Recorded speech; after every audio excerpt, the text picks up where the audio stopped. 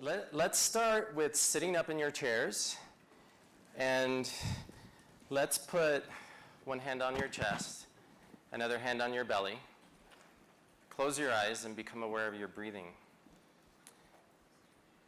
Now let me have you breathe into the hand that's over your belly. We're going to change our focus now. So we've been talking a lot of cerebral stuff, foods, and now we're going to look at the body from the perspective of the gut. So let's get into our intuitive selves, breathing into our gut. And I'm going to talk about the gut microbiome, which I understand a lot of people don't understand what that is. The microbiome is the summation of all the different organisms, bacteria, viruses, parasites, worms even, that live inside or on our body. But out of all those zones, and there's a lot of different zones, there's a microbiome in the nose, a microbiome in the mouth, a microbiome inside your stomach, your small intestine, but the biggest reservoir is your large intestine. And that reservoir is estimated to be up to, I've heard numbers much higher than 39 billion, up to 100 trillion, when we're accounting for the viruses, the bacteriophages, which are the viruses that live inside the gut, which actually outnumber the bacteria. So this system outnumbers our cells 10 to 1. And the combined DNA of the bacterial population in and on our bodies outnumbers our own DNA 100 to 1. And it's estimated that the human body does not encode for enough genes to perform all the processes that are necessary for excellent health, that we actually depend on this symbiotic dance with our microbiome. So let's talk about this. And one more thing, Max isn't here, but I was going to say that it's the microbiome that is responsible for the positive effects of dark chocolate, because it has antioxidants called polyphenols. The polyphenols are too big to be absorbed. Actually, the microbiome has to digest it into smaller anti-inflammatory molecules that then get absorbed into the body. So this is a picture of what my health index looks. It's not scientific. It's a made-up graph. But the blue is my health index, and the one is how the gut microbiome builds throughout life. But my gut microbiome got completely decimated during my teenage years when I started getting throat infections, bronchitis, pneumonia, sinusitis. I was on round after round of antibiotics. Doctors kept telling me, my parents, the pediatricians, that my immune system was not strong enough. I needed to be on a multivitamin. They didn't know what was going on. I actually lost a lot of weight when I went through my teenage growth spurt, and then I could never gain weight. Now looking back, I recognize that what happened is my microbiome had been decimated by antibiotics. And as a result, I had developed leaky gut. And I'm going to talk about that. And that led to food sensitivities. And the two biggest food groups as a teenager were wheat, which has gluten, and dairy. So I became sensitive to these two food groups, and they were causing inflammation in my body. So it wasn't until my 20s I started changing my diet. I took dairy out because I was constantly trying to hack, how can I not get sick? And I found when dairy went out of my diet, I stopped getting sick as often. And that was my first aha. I was in medical school at the time. They weren't teaching us nutrition, but I was always keenly interested in how diet affects our health. Then it wasn't until 30s when I started discovering functional medicine, and I was able to heal my gut through what I learned in functional medicine and started working with patients and became very passionate about the role of the gut microbiome in all aspects of our health. So I start with a picture of a tree that kind of looks like the DNA double helix. And because a lot of times when I talk about the gut, I talk about it as our root system. And for a tree, the roots are extremely important, right? So if the tree becomes sick, if the leaf looks ill, are you going to paint it green so it looks nice and pretty again? In Western medicine, do we give a medication that is a Band-Aid on top of a symptom, or look at the root system? If you speak to any farmer, agriculturalist, if the leaves are sick, where do they look? They look at the roots. You heal the tree through the roots and through the soil. What I'm going to teach today is that you heal the body through its root system, which is the gut. And I'm going to give you some really practical takeaways, I hope, that you can start doing right away. So if you don't deal with the roots, then the tree dies. Now let's look at the outside world. 25% of the planet's biodiversity is found in the soil. And our soil is under threat. And I think we always have to interrelate what's happening in the outside world to what's happening in our digestive system, inside our bodies. Because I love what Maria Rodale, who's the granddaughter of the founder of the organic movement, once told me. She said that the soil is basically, the soil is the digestive system of the earth. And it's quite complex. Well, for us, we have the microbiome. And that microbiome that lives inside of us, I would argue, is one of the most complex ecosystems on the planet. We are still trying to understand how this symbiotic system affects our health. And we know that there's this whole gut-brain axis. So when I had you breathe and tune into your abdomen, get into your intuitive center, I was bringing you into your second brain. And everybody knows, everybody says you get a gut feeling about things. So we have the vagus nerve, which connects the brain to the gut. And there's actually more neurons firing up back to the brain from the gut than there are downstream from the vagus nerve. But it's a two-way system. So we know if somebody has a traumatic brain injury, it causes changes in the way the vagus nerve signals, and it increases the permeability of the gut, and you get leaky gut syndrome, which I'm going to talk about. Max talked about ketones. Does anybody here drink bulletproof coffee? Yeah, or put MCT oil in your coffee or your tea? So when you do that, the MCTs get absorbed to the liver. They get converted into ketone bodies, like beta-hydroxybutyrate, acetoacetate. And those ketone bodies go to the brain. They're actually the best fuel for the brain. The brain can operate really sharply on ketone. The alternate fuel for the brain is sugar. So that's why there's been such a resurgence of this keto diet for a lot of things. It can be used in cases of refractory epilepsy. It's found to be helpful. But a lot of people are using it because of brain health and improving the functioning of the brain. So let's look at this system. You know, are we perhaps equal parts bacteria, equal parts human? But who really is in control? Are we in control? Or are we just reproductive systems for the gut microbiome? This is the human phylogenetic tree of the microbiome that lives on all different surfaces. I know it's very small, but you can see how complex it is, and it is divided into multiple zones. So there's even a microbiome that lives in the creases of your hands. And in between the creases are almost like deserts. There's barely any bacteria in there. And same, like I said, in the mouth, in the vaginal tract, inside the intestines, around the teeth. And all these microbiomes have a very important effect on how healthy you are or what types of diseases you develop. So I get to my happy gut principle number 1. Diversity is the key to wellness.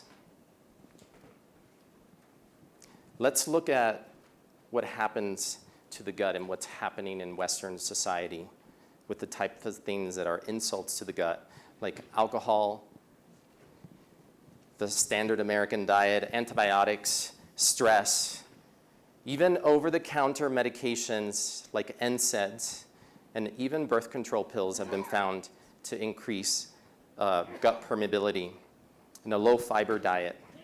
So that leads to something that we call dysbiosis. So dysbiosis is basically just an imbalance between the good guys and the bad guys. Do we have all good in the gut? No. About 10-15% of what is inside our gut are what we would call pathogenic bacteria but they probably serve a purpose in balance with the good bacteria. It's when that balance shifts and you get more of those pathogenic bacteria, that's what's called a dysbiosis. And that dysbiosis leads to a disturbance in the gut lining. And if the gut lining becomes disturbed, you start not being able to absorb nutrients properly. Your gut starts becoming inflamed. And eventually, you develop this thing we call leaky gut. And leaky gut is just another colloquial term for increased intestinal permeability. And for a long time, this was a term that was really spearheaded by naturopathic physicians, and Western medicine poo-pooed on it until a research scientist, Alessio Fasano, actually showed and proved that you can measure this, and there's a molecule that mediates the permeability of the gut almost like a dimmer switch. So you want your gut to be able to allow good nutrients through. You just don't want those holes to be too big to allow bad things, or even partially digested proteins, which our immune system will attack. Because you see 70% of the immune system is all along the gut lining, and it's surveying and sampling everything that comes through and asking, is this okay, or is this faux? So when you develop leaky gut, you can start to develop food reactions. Everybody knows what a food allergy is, like a peanut allergy, a pine nut allergy. These are indolent reactions. These are not mediated by the same part of the immune system that does that really fast reaction that you get with a food allergy. So these are things that you might not notice are happening, but you're getting migraines, you have irritable bowel syndrome, you're getting hives. And a lot of times, even though these issues seem to be on the surface, they're actually related to what's going on in the gut, including inflammatory arthritis. I've had patients where I've reversed what was called a nonspecific inflammatory arthritis by a rheumatologist by looking at the gut, finding the dysbiosis, the imbalances, which could also be yeast overgrowth, fixing it, and all the inflammatory symptoms disappear. So where was that diagnosis? And eventually, you can develop autoimmune disease. And we know celiac disease, which is an autoimmune reaction to gluten, but there's other autoimmune diseases that are related even to celiac or to increased permeability of the gut, like autoimmune thyroid disease, which affects 8 times as many women as men. So this is a schematic from my book, what a healthy gut versus a leaky gut looks like. So I really love visuals. You can see that a healthy gut has the cells, which is only one cell layer thick, right? So just think about that. You just have one cell layer between you and what I call your inside-outside world. Because everything you eat, everything you're exposed to comes through your digestive system. And these cells sit together through these tight junctions like Velcro. And when you get a leaky gut, you get the insults that increase gut permeability, like dysbiosis, for example. Or you take an ibuprofen, which also increases gut permeability. They start to loosen up. And you have the spaces between the cells become bigger, and now molecules that should not be getting through can get through into your body. And lo and behold, the immune system is on the other side waiting to see what's happening. So going back to the outside world, this is me in Machu Picchu, actually about 1.5 years ago. And what I found really fascinating about this, because remember my first happy gut principle is diversity is the key to wellness. Well, the Incas were basically harvesting diversity in their crop. When you look at the irrigation system of these terraces, they were not growing food to be eaten. They were growing food in micro temperature zones, because each one, as you go up, is slightly different temperature zone. They were adapting plants to different conditions. So if you go to Peru, you have over 100 different types of corn, 100 different types of potatoes. And the Incas understood that diversity was their way to hedge against environmental changes, perhaps more rain one year, less rain another year. And I find that really fascinating, because as we go into monoculture, where things are becoming one, and we're affecting the diversity of our food supply, well then how does that affect the diversity of our gut microbiome? So let's look at a traditional hunter-gatherer tribe, one of the last groups left on Earth, the Hadza of Tanzania. There's about 1,000 of them, and a quarter of those still eat the traditional hunter-gatherer diet. So they've been decimated, as you can see. Their territory is becoming smaller and smaller. And what do they eat? So this traditional hunter-gatherer lifestyle, the diet is composed of just 5 foods. Tubers, wild meats, and this can be small to medium to even large game animals. Berries, baobab fruit, which comes from this beautiful tree here. It's from the Lion King. And it's really full in fiber. The baobab actually is used by the women of the Hadza tribe to wean their kids off of breast milk. They take the pulp and the seed and they mash it up and grind it, and that becomes a porridge that they feed the kids as they're weaning off, and it's very fiber rich. So children of the Hadza are eating about 100 grams of fiber a day. The adults are eating about 50 grams. Adult Americans are eating between 10 and 15 grams of fiber. And the crazy thing about the wild meats, I heard somebody who's lived with a Hadza give a lecture.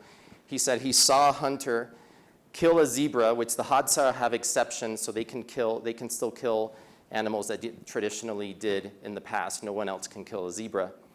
He saw him slice it open, take the stomach out, empty the contents, and eat the stomach right there on the field, sushi style. Now that is quite an exposure for the microbiome. So their diet is 70% plants, very high in fiber, and then 30% game meats. And it's seasonal because not all the foods are available all year round. And the honey, by the way, that they eat is not honey that's coming in a nice little jar in a container. No, they're taking the honeycomb and eating it with the larvae, which are really full of healthy fats. When I first saw honey, I was thinking, how can they just eat a honey? No, they're getting the full spectrum of everything that you get with honey, the propolis, the beeswax.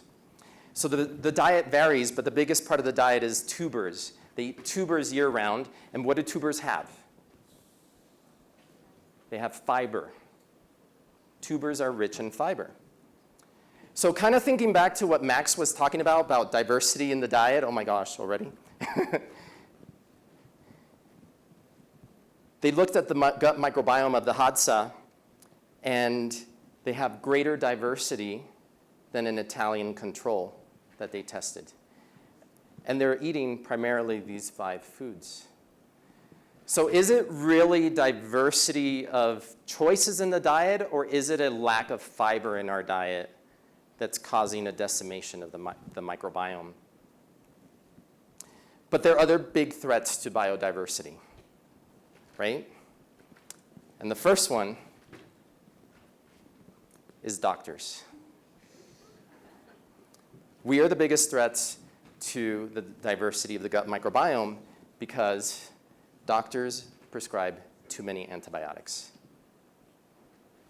Now, antibiotics save lives, and I use antibiotics in my practice because sometimes people think when I lecture that I'm anti-antibiotics. No, antibiotics save lives. But what I think needs to happen is antibiotics need to be used judiciously when they're actually necessary, and not giving an antibiotic to nip a cold when it's really caused by a virus. So I work more on looking at fortifying the immune system so the body can do the job that it's supposed to do. And that's through what I learned from being a child and having had to be on so many rounds of antibiotics. I don't want to go on an antibiotic regimen. If I get sick, I support my immune system, let my body take care of it. But then we have pesticides, and we have all these household cleaners with chemicals that we call endocrine disruptors. And all these things can basically act as antimicrobial agents, antibacterial soap. But here's another threat to biodiversity. Yeah. Sweets, a monochromatic diet, so mostly yellows and beige, missing a lot of different nutrients there. So thinking back to what Max said about all the different colors, the blueberries, the greens, raspberries, You need to eat the rainbow of nutrients. And then we have genetically modified foods. MONSANTO, whose byline is innovation, collaboration, speed, but perhaps it should read exploitation, contamination, greed. Thank you. And you can just spray Roundup. I mean, and when people spray Roundup in their yards, they're inhaling the Roundup. So it gets into your system, and Roundup has glyphosate. We know that glyphosate is actually patented as an antimicrobial agent. So I'm going to run through. I'm running out of time, and I don't want to run out of time. So I'm going to talk about something called diet-induced endotoxemia. So we found that diets that are rich in sugar, flour, and refined seed oils increase something called endotoxin, which is a measurable state, and that increases the risk for obesity, metabolic syndrome, and type 2 diabetes. So how does this work? Lipopolysaccharide, which is endotoxin, gets into your body. It stimulates a receptor that causes an inflammatory cascade. We get an increase in insulin resistance, so your blood sugar rises, and you get, because your insulin levels start to rise, you get more belly fat in the middle, and it leads to obesity. But if you look at the diagram, there are lipopolysaccharide receptors all over the body, and guess what? They're also in the brain.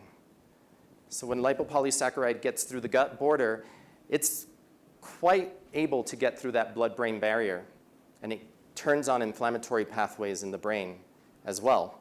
So if we look at this another way, maybe you get dysbiosis, leaky gut, increased intestinal permeability. You get a drop in a very important organism that's called Akkermansia muciniphilia. Muciniphilia means it eats mucus, so it loves the gut border. An increase in lipopolysaccharide or endotoxin, and it short circuits your metabolism, and it puts your brain on fire. And what is a brain on fire? A brain on fire is a depressed brain. So there we have another connection between the gut-brain axis. And I'm going to kind of speed past this one and go to my happy gut principle number 2, which is to eat plenty of pre- and probiotic-rich foods. So I'll let you take a picture of that. And really thinking about going to farmers markets, things that are locally grown. Look at the variety here. Look at the rainbow of colors in these foods. When you're eating these types of foods, onions, garlic, Jerusalem artichoke, dandelion greens, all these foods have prebiotic nutrients that are food for your gut microbiome. So if you wonder, how can I increase the diversity of my gut microbiome? You start with your diet. And then you can look at cultured foods as well. So kimchi, sauerkraut. You want to incorporate a rotation of those in your diet. And of course, the superfoods that Max talked about earlier today. So adopting a high-fiber diet actually, for diabetic patients, resulted in a drop in their blood glucose. So improve their blood glucose regulation. So again, I ask you again, is what's happening in the body an issue of the pancreas in the body, or is it a microbiome issue? Apparently, it's more being regulated by the microbiome than we understand. So happy gut principle number 3, I kind of took it from Michael Pollan in a way. Eat organic, mostly plants, avoid antibiotics unless absolutely necessary. Judicious use of antibiotics. And eat organic so you're not being exposed to pesticides like glyphosate, for example, and I should say non-GMO as well. So when we look at gut health, we think of all these diseases, Crohn's, celiac, reflux, ulcers, and maybe you have these symptoms, bloating, acid reflux, cramping, gas, constipation, but we never think of gut-associated diseases. And these are all conditions that are potentially associated with your gut health. Asthma, allergies, eczema, migraines, hives, autoimmune disease, Hashimoto's, which is autoimmune thyroiditis. All of these things have interconnections with the gut. So that brings me to happy gut principle number 4. Healing begins in the gut. But how do you get there? You also need some balance. These are my niece and nephew and me. If anyone's been to Cusco, you recognize that this is the view over the city. That brings me to number 5. You have to rest to digest. So kind of thinking back to what Dr. Panda talked about the circadian rhythm, turning down the lights, getting away from the TV, you're also allowing your nervous system to wind down at night. You cannot heal if you are in an agitated state, and I can tell you now, after over a decade of treating gut patients, I am starting to believe that the number one issue that needs to be addressed first is stress, and then diet, and then the gut microbiome. But if you cannot get rid of the way that they react to things, you don't get rid of the stress layer, the stress is an attack on your gut. That has to be dealt with through things like meditation, yoga, Tai Chi. It could be knitting. I tell people, you have to find the thing that kind of gets you into that zone where time stands still. Walk on the beach, going into the forest, horseback riding, things where you connect with nature, because nature lowers cortisol levels, which is our stress hormone. So cultivating a happy gut and a microbiome, to summarize, it's all about diversity. It's not about being clean, it's actually about getting out and getting dirty and exposing yourself to soil, to getting out in nature. They actually show that people who have pets, like dogs, who lick you in the face, have more diverse microbiome. And the other thing that actually increases diversity, and if you look at the blue zones, where people live to 100, they're usually multi-generational households. The microbiome is shared through the generations because as you get older, your microbiome starts to decimate, it starts to change. But in those people who live in these multi-generational households, there's a sharing of the younger microbiome with the older microbiome, and perhaps that is part of what keeps them more vital. Prebiotics, things like yogurt, kefir, fermented foods, kombucha. Detox and elimination is very important. Moving your bowels, because when you hold stool in for too long, then it's allowing all the toxins that are being pushed out of your body, it allows them to recirculate. And that could be environmental toxins that you've absorbed from exposures. But also meditation, listening, gratitude.